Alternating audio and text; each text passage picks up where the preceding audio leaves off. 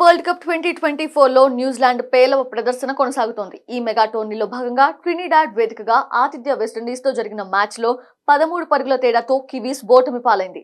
ఈ మ్యాచ్ లో తొలుత బ్యాటింగ్ చేసిన వెస్టిండీస్ నిర్ణీత 20 ఓవర్స్ లో 9 వికెట్లు కోల్పోయి 149 పరుగులు చేసింది. వెస్టిండీస్ బ్యాటర్స్ లో రూదర్ఫర్డ్ 68 పరుగులతో టాప్ స్కోరర్ గా నిలిచాడు. మిగతా కరేబియన్ బ్యాటర్స్ చెప్పుకోదగ్గ ప్రదర్శన చేయలేకపోయారు. అయితే 150 పరుగుల లక్ష్యంతో బరిలోకి దిగిన న్యూజిలాండ్ నిర్ణీత 20 ఓవర్స్ లో 9 వికెట్లు కోల్పోయి 136 పరుగులకే పరిమితమైంది. Windies pacer Alzarri Joseph Kiwis ని దెబ్బతీశాడు. జోసెఫ్ తన 4 ఓవర్ల కోటాలో కేవలం 19 పరుగులు మాత్రమే ఇచ్చి 4 వికెట్లు సాధించాడు.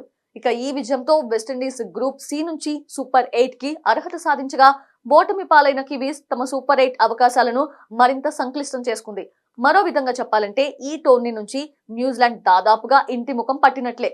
2 ఓటములతో కివీస్ పాయింట్ల పట్టికలో 4వ స్థానంలో కొనసాగుతోంది. ఇప్పటికే గ్రూప్ సి నుంచి విండీస్ సూపర్ 8 కి క్వాలిఫై కాగా మరో బెర్త్ కోసం ఆఫ్ఘనిస్తాన్ అడుగు దూరంలో ఉంది. ఇప్పటి వరకు ఆడిన 2 మ్యాచ్ల్లోనూ ఘన విజయం సాధించిన ఆఫ్ఘనిస్తాన్ గ్రూప్ సి పాయింట్ల పట్టికలో 2వ స్థానంలో ఉంది.